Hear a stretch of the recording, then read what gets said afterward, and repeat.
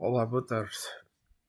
Hoje, 18 de abril de 2024, 15 horas e 10 minutos, em Portugal continental, vou dar início ao estudo do Livro dos Espíritos, no episódio 45, com alguns comentários do Espírito Miramês.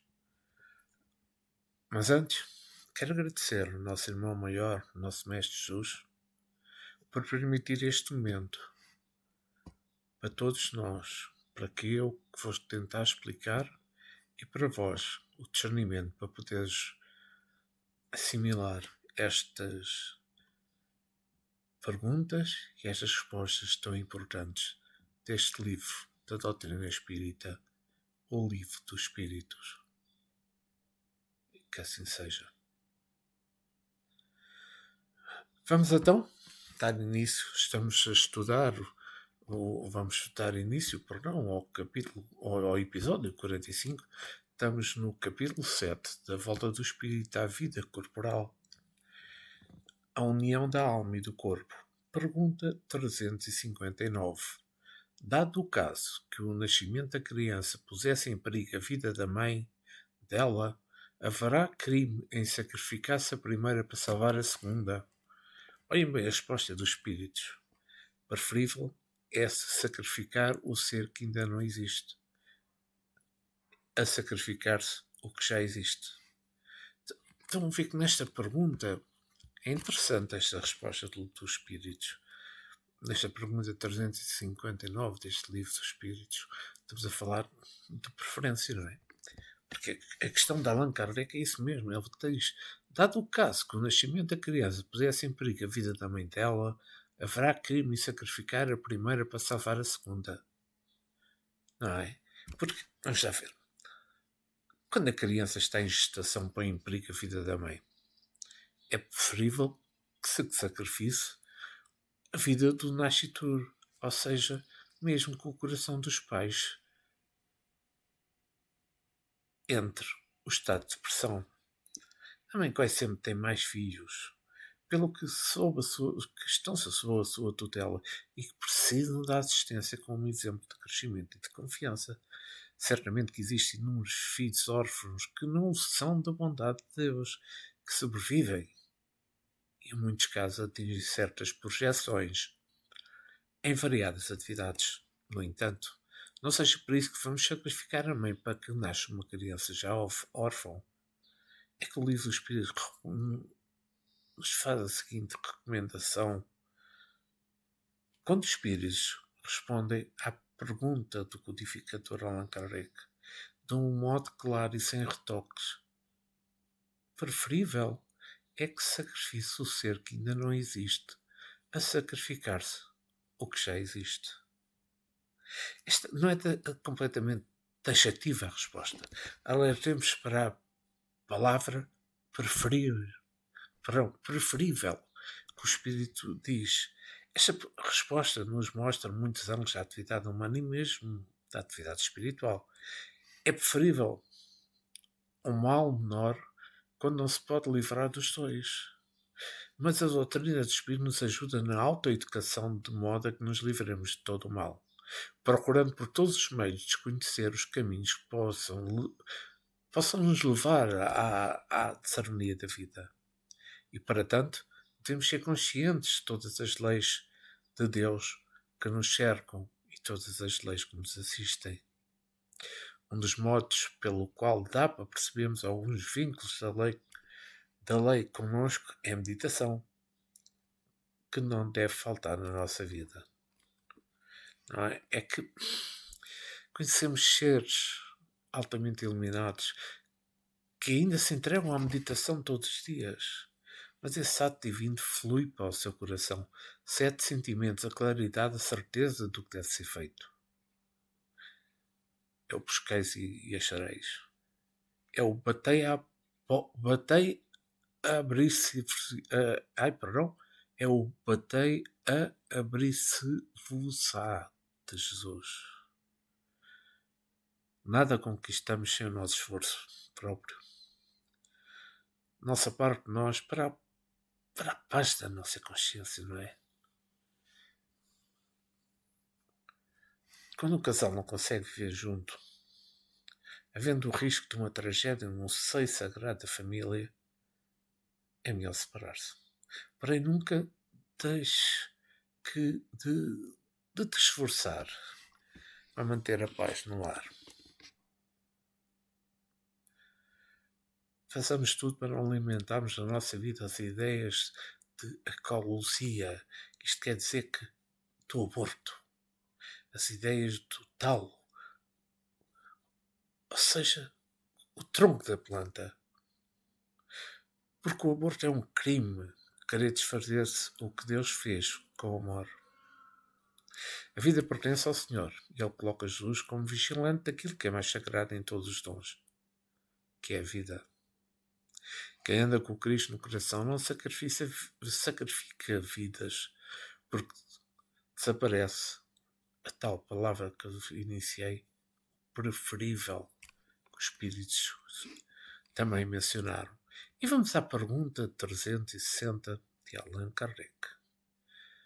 Será racional ter-se para com um feto as mesmas atenções que se dispensam ao corpo de uma criança que viveu algum tempo? E os Espíritos respondem: vede em tudo isso a vontade e obra de Deus. Não trateis, pois, sentenciosamente coisas que deveis respeitar, porque não respeitar as obras da criação, algumas vezes incompletas por vontade do Criador.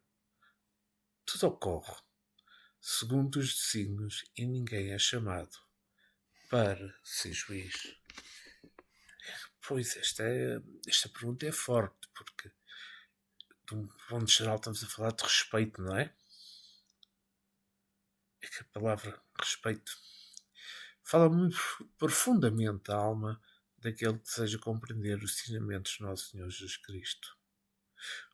Uma criança ao nascer sem vida mostra a vida obedecendo à lei divina, à lei da justiça.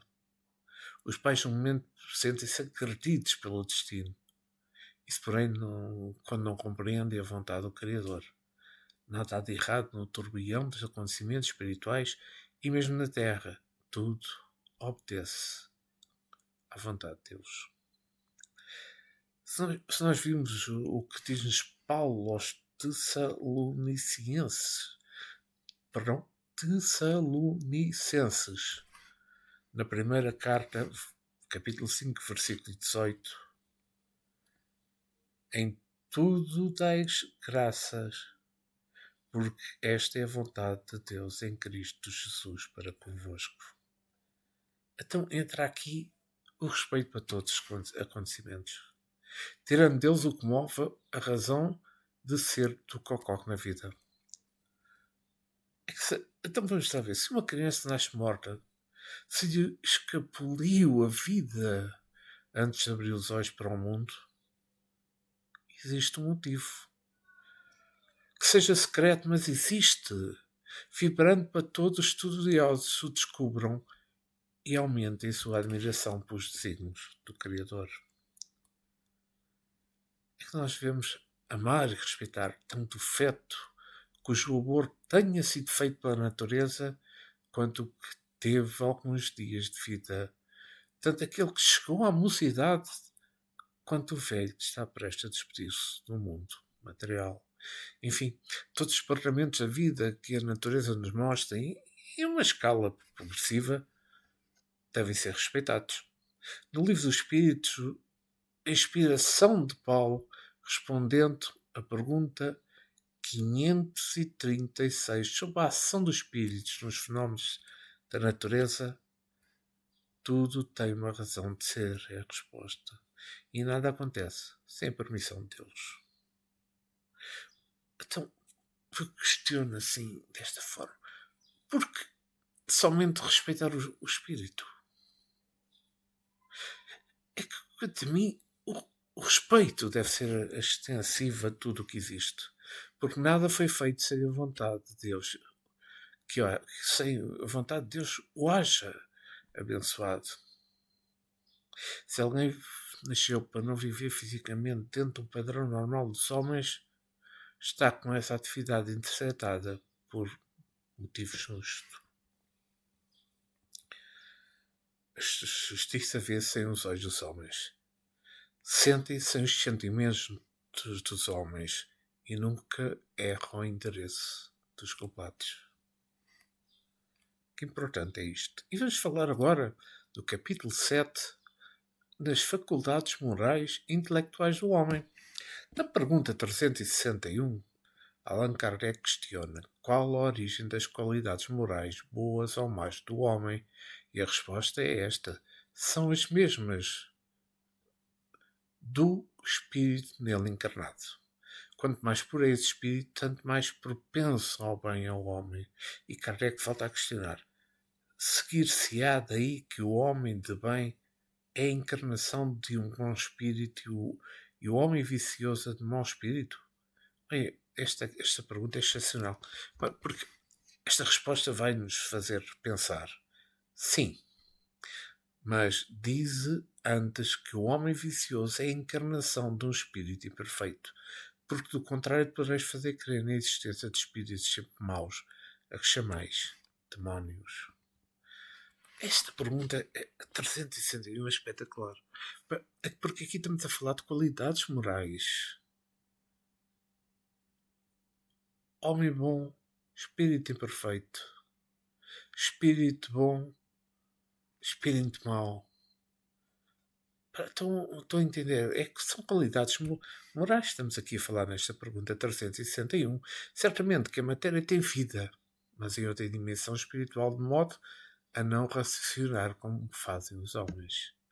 A qualidade moral do homem não pode pôr a devida matéria, porque ela provém simplesmente do espírito. É nesse sentido que o homem consciente do seu mandato na Terra deve se esforçar para crescer entre os seus compromissos e mediante a sua consciência onde se encontram gravadas todas as leis morais que passam a governá-lo. A matéria é um instrumento humano, mas também um instrumento divino, nas mãos do ser encarnado, como o cavalo de montaria é do cavaleiro. As rédeas regulam os passos e, no caso do espírito, as rédeas são o esclarecimento para refrear os instintos materiais correspondentes à ignorância da alma. Vejamos que Jesus desceu ao mundo por misericórdia de Deus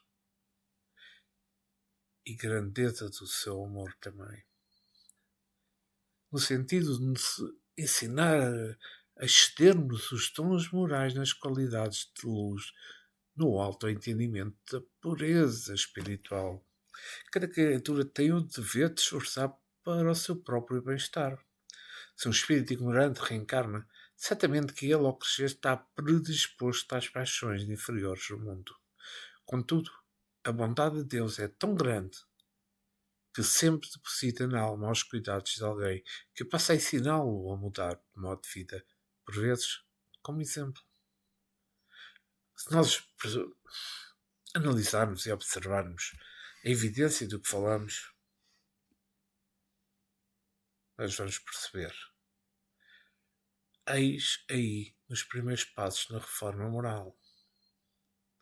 E mesmo se sentir desajustado no seio da família, depois o espírito irá reconhecer as bênçãos que recebeu de Deus, passando a agir de forma mais equilibrada, onde for chamado a viver. Todos passamos por esse caminho. O não julgueis para não ser julgados. É nesse sentido porque aquele que hoje se encontra livre foi escravo das paixões inferiores. Na escala da vida que leva no seio da humanidade e tudo o que faz, norteia os seus sentimentos para o bem-estar da humanidade. Ainda mais, os seus exemplos de amor fazem notar a sua grandeza no coração. Trabalhamos todos por uma melhoria desses espíritos, se possível em silêncio, dando como uma mão como se a outra perceba, dando uma mão como se a outra, sem a outra perceber-se dela. Estava a interpretar mal. A verdadeira caridade é silenciosa, porque no fundo quem a faz é nosso Pai Celestial. E nisso a doutrina dos espíritos vem-nos ensinar a despertar as qualidades morais que temos como talentos divinos para o nosso esforço de todos os dias. A consciência em Cristo vem-nos aventar o prosseguimento na caridade e no amor, forças de Deus que moram em nós, esperando essa vontade para praticá-las. Nós sabemos, há muitas classes de espíritos encarnados na Terra e na erraticidade conforme sabemos, não é?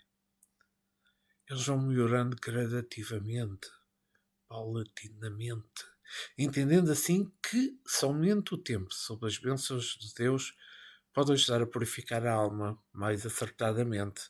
Desperta nela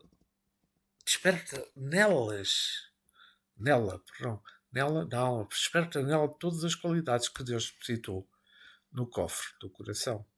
E vamos à pergunta 362. Relembro que estamos a falar de faculdades morais e intelectuais do homem. Na pergunta 362, qual o caráter dos indivíduos em que encarnam espíritos dessaciados e levianos?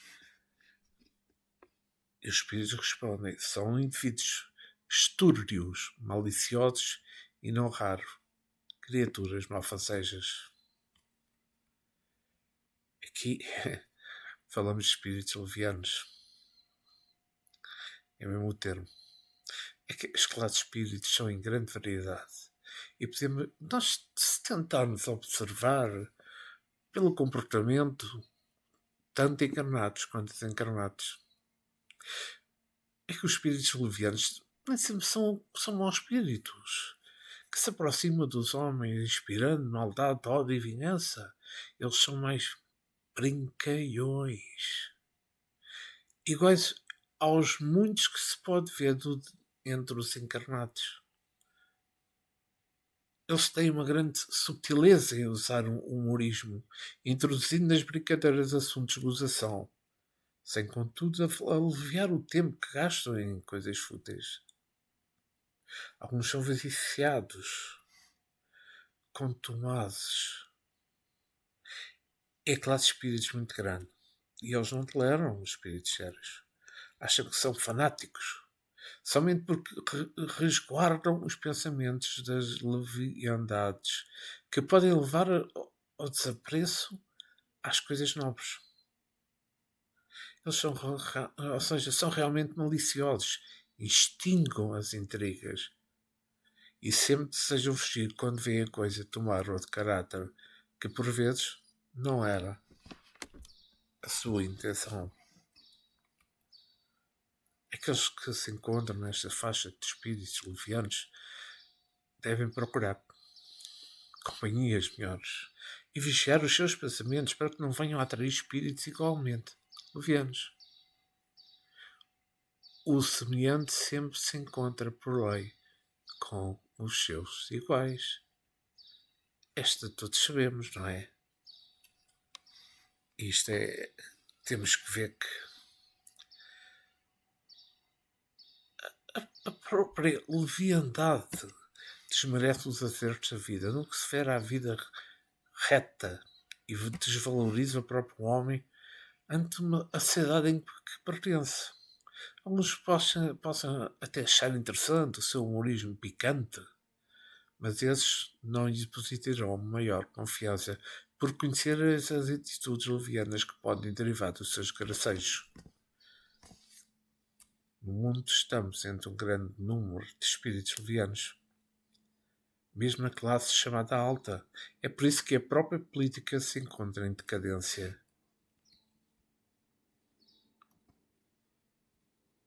É que como é que é dizer?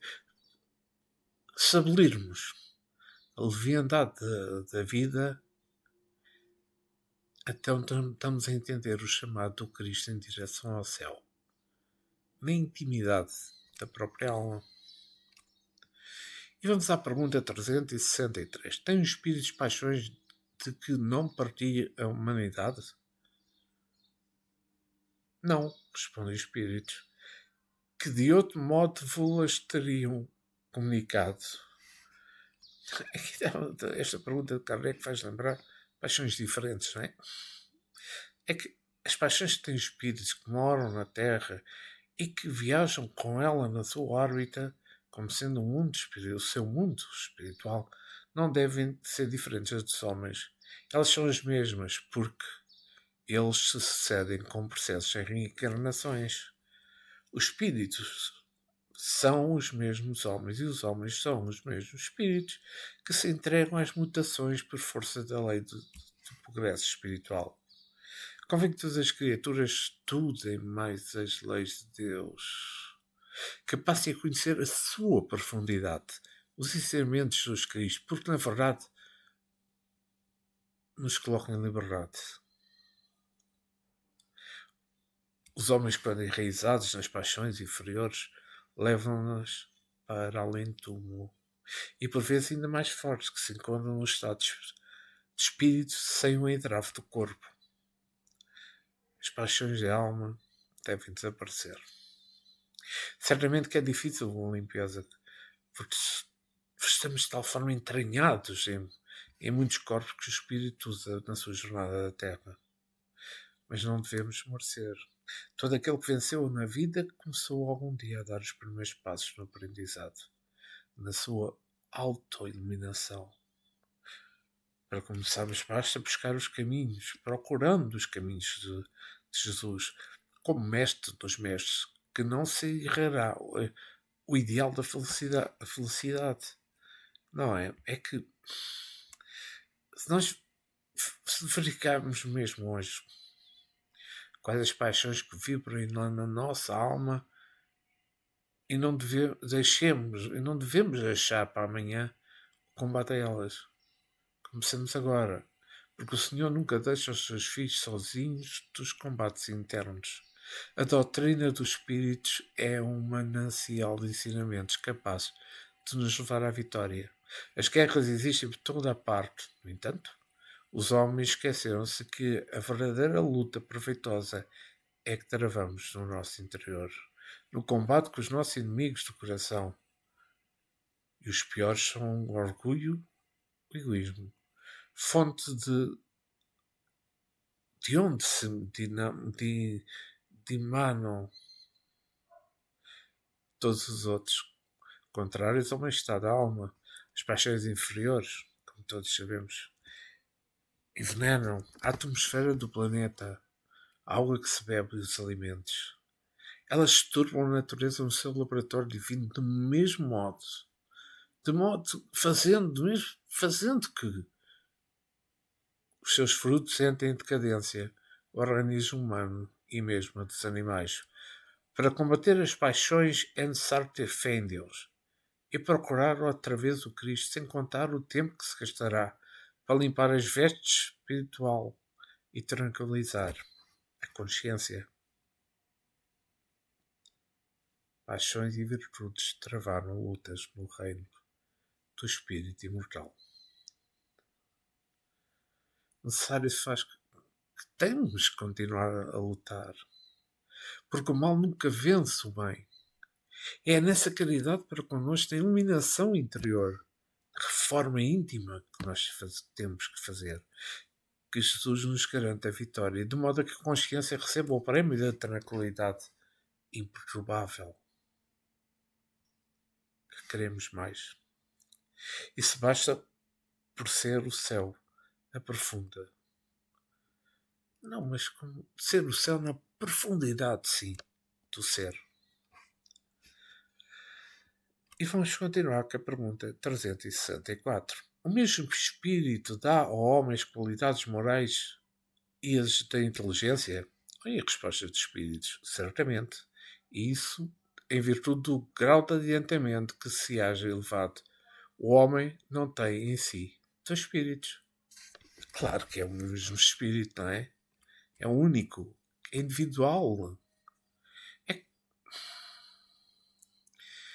que mesmo atualmente, com tantos meios, com tantas informações, com tantos livros espíritas, espiritualistas,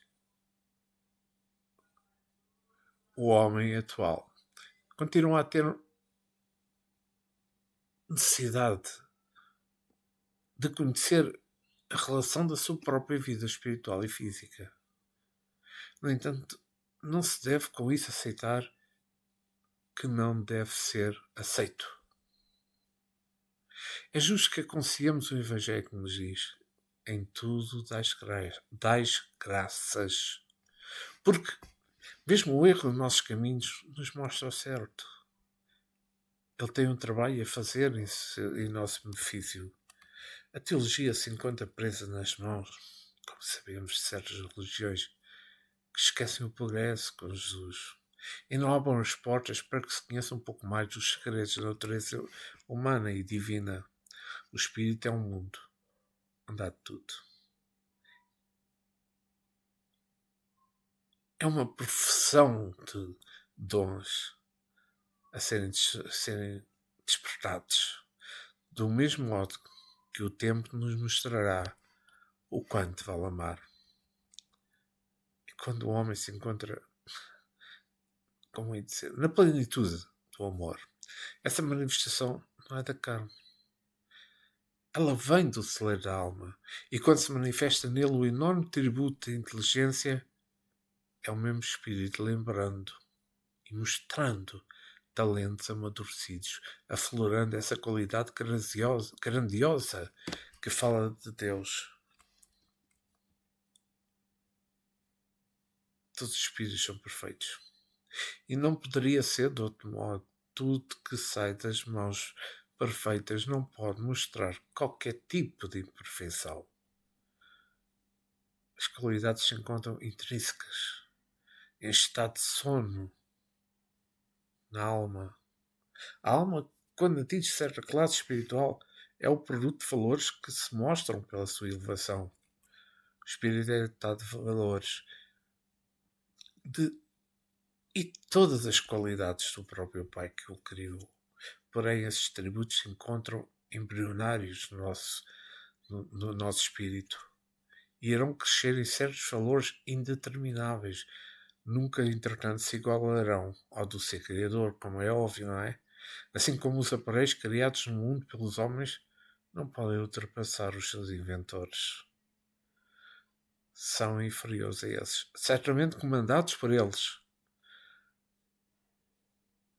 Veja um exemplo. Que a mente humana, por exemplo, continua a ser uma incógnita para a ciência humana. E é nela que estão todos os segredos, onde a felicidade mora e onde está o céu que de tanto se procura. A literatura, mesmo espiritualista, está cheia de ensinamentos sobre os pensamentos. Não obstante, há muita teoria derivante para as sombras. A mente em Cristo pode fazer muito em favor da coletividade. Desde quando a maturidade no amor alcançou a legítima fraternidade. E é o mesmo espírito que opera em tudo. É a unicidade que vem do Criador se manifestando na criatura. Jesus, quando disse que o céu está dentro de nós, falou-nos de uma forma totalmente consciente, como mestre dos mestres, a despertar os discípulos para a luz do conhecimento, entregando a cada um o seu comunhão de trabalho para o mundo interno. O conhece a ti mesmo, muito lembrado por todos os povos, é profundo para quem deseja realmente libertar-se. Todos sabemos que os teólogos, em muitas circunstâncias, são inventivos. Sem recurso, buscar a verdade gera um combate ao espiritismo e a mediunidade que tem caráter de revelação dos poderes de Deus da criatura. São muitas vezes homens com malas cheias de diplomas que cursaram famosas faculdades do mundo, mas pouco atingiram a simplicidade e o amor, de modo a abrir a intuição humana ao encontro da intuição divina, em recebendo as revelações do mundo espiritual. Por outro lado, os médios, que muitas vezes não conhecem as letras, no sentido de... Peço imensa desculpa, eu tenho a garganta seca de falar. Eu vou repetir. Por outro lado, os médios, que muitas vezes não conhecem as letras, no sentido de intelectualidade, são instrumentos valiosos nas mãos dos benfeitores espirituais para o esclarecimento da verdade. A revivescência do cristianismo está a chegar cada vez com mais força à Terra. E tudo graças ao Espiritismo. Servindo do canal, sim, da mediunidade com Jesus. Sabemos todos, não é, que as camadas da atmosfera são muitas, como os da Terra, para filtrarem as radiações cósmicas. Assim são as do corpo físico e do espírito. A seleção é feita pela inteligência em fortes conexões. Com o quê? Com a fé. E vamos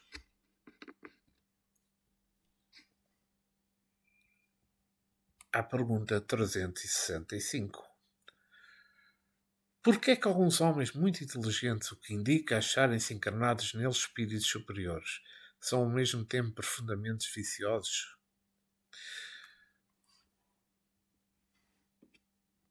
Vejam a resposta. É que não são ainda bastante puros os espíritos encarnados nestes homens, e por isso cedem à influência de outros espíritos mais imperfeitos. O espírito progride em sensibilidade de marcha ascendente, mas o progresso não se efetua simultaneamente em todos os sentidos. Durante o período da sua existência, ele se adianta em ciência, durante outro, em moralidade. Estão a ver esta resposta extremamente importante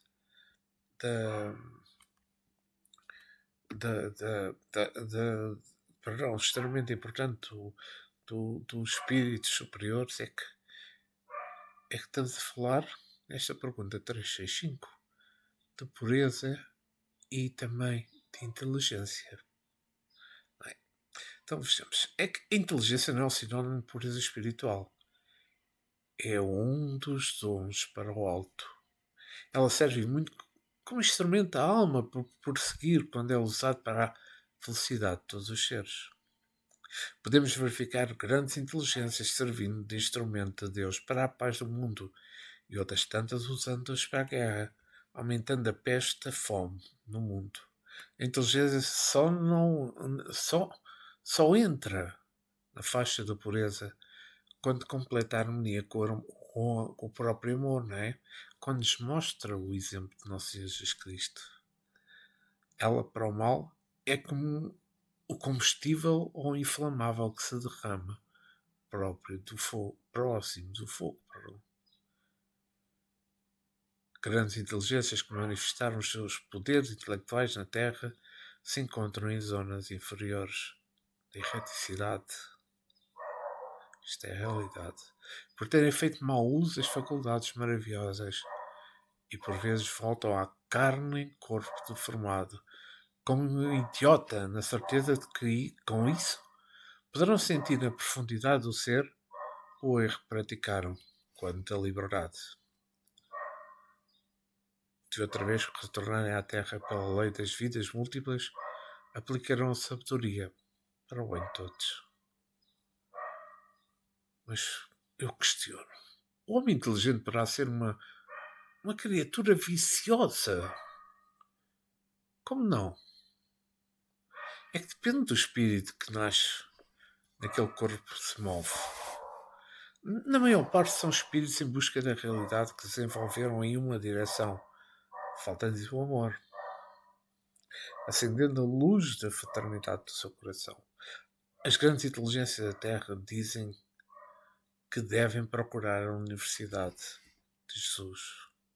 Ou melhor, não dizem, nós é que dizemos que eles devem procurar a Universidade de Jesus, para que saibam usar os seus conhecimentos como semeadores da paz entre todas as nações. É que quantos homens dotados de poderes palavra falada e escrita, cuja voz é ouvida com respeito e admiração, cujos escritos circulam pelo mundo, se esqueceram dos ensinamentos de Jesus ao desfilarem as suas mensagens. Eles responderão por essas invigilâncias e o arrependimento será tardio. Mas Deus é tão bom que sabe aproveitar essas qualidades mais tarde. Mas também quando uma inteligência superior está sendo usada para o mal, é a lei, é da lei, perdão, que ela atraia para si os espíritos da mesma sintonia. E aí servirá o portador da inteligência de médios para todos eles, quando não poderá escapar às influências, quando não fizer mudanças internas à sua reforma íntima. E esses espíritos, quando acordarem para as mudanças, viram criando transtorno, quais insuperáveis problemas de todas as horas se manifestarão, enquanto a posição é a rejeição, não somente do corpo físico, mas também dos corpos espirituais. Todos sabemos que grandes inteligências do mundo esqueceram da moralidade. Eles utilizam computando, perdão, acho que é a palavra, computando o Evangelho como sendo fanatismo dos crentes. Como se enganaram esses nossos irmãos, meu Deus. O Evangelho é a bússola que poderá orientar a inteligência nas suas operações diante da humanidade. O rádio, a televisão, os jornais, as revistas são instrumentos da inteligência, mas por enquanto são quase todos canais, das sombras, que se esqueceram de educar, sendo acionados pela vaidade da linguagem, com a pretensão de evidenciar alguns dons da massa humana. Esquecem-se das advertências de Jesus, de vigiar e orar. Essa é que é a pura realidade, não é? E vamos a mais uma pergunta, a 366. Quando se deve pensar é a pergunta, que se deve pensar da opinião dos que pretendem que as diferentes faculdades intelectuais e morais do homem resultam da encarnação nele de outros tantos espíritos diferentes de si, cada um com uma aptidão especial. Olha bem esta resposta do espírito superior. Refletindo, conhecereis que é absurda. O espírito tem de ter todas as aptidões. Para progredir precisa de uma vontade própria. Se o homem fosse um amalgama de espíritos, essa vontade não existiria. Ele careceria de individualidade, pois que, por sua morte, todos aqueles espíritos formariam um bando de pássaros escapados da gaiola. Queixa-se a miúde o homem de não compreender certas coisas e, no entanto, curioso é ver-se como multiplica as faculdades, quando tem ao seu alcance explicações simples e naturais.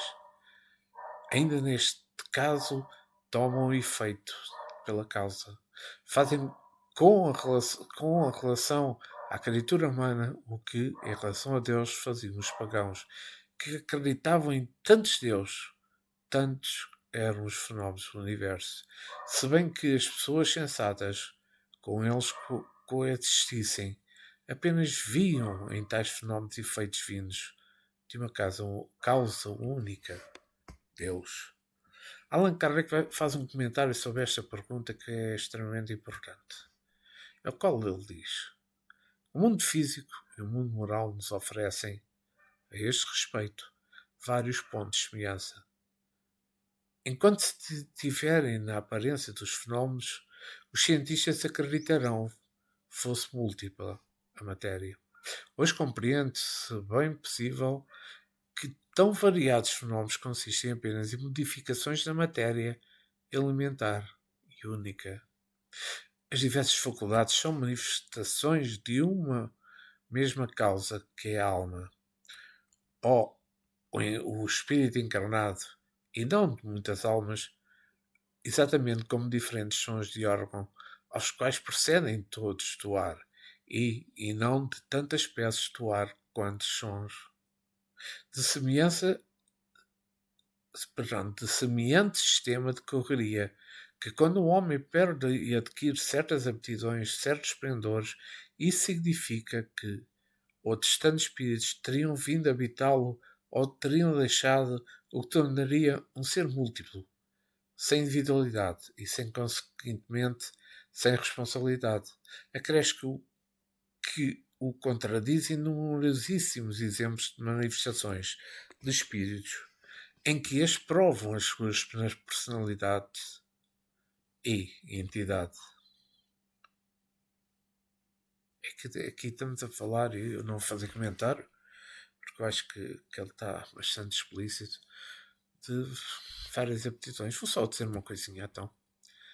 É que aqueles que acreditam que cada faculdade de ser humano tem um espírito que corresponde, nós sabemos que eles estão extremamente enganados. Como estava iludidos aqueles no passado acreditavam em vários deles, apontando em cada um fenómeno da natureza um Deus que seria a fonte do conhecimento.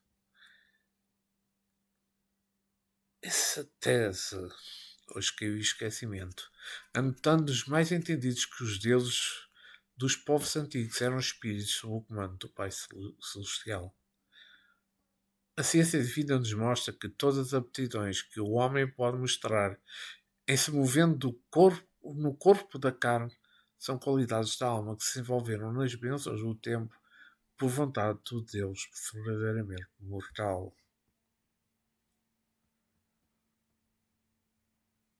Vou rematar dizendo que a doutrina dos Espíritos tem a missão de nos levar a Deus pela sabedoria e pelo amor, porque o Senhor tem todas as aptidões na plenitude dos seus poderes, e os seus filhos trazem a sua semelhança como dilatados poderes menores que crescem de acordo com o tempo nas bênçãos do espaço, somadas em esforço próprio nas dimensões exatas do amor.